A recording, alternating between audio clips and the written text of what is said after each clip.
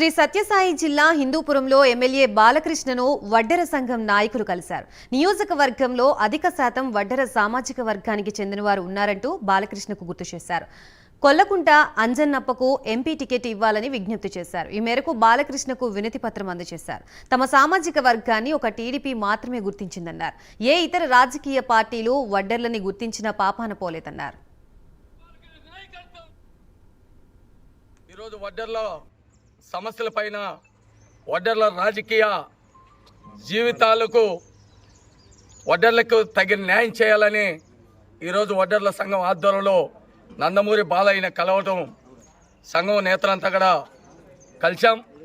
కలిసి మా సమస్యల్ని మీరవుతేనే మా సమస్యల్ని తీర్చగలుగుతారు, మీరవుతేనే మా కులానికి న్యాయం చేయగలుగుతారు. ఈ రాష్ట్రంలో దాదాపు 30 లక్షల జనాభా వడ్డర్లో కలిగి ఉండారు.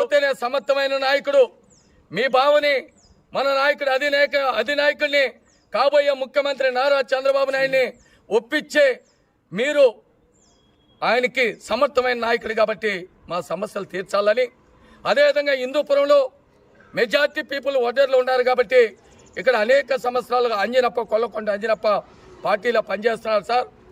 మీ గెలుపు కోసం పనిచేస్తున్నారు. ఆయనకి ఎంపీ టికెట్ కేటాయించాలని, అదేవిధంగా శ్రీదేవిని కూడా మా అమ్మాయి వడ్డెర సంఘంలో కూడా పనిచేస్తుంది. ఆయమ్మని కూడా అంటే తప్పకుండా న్యాయం చేస్తాడు.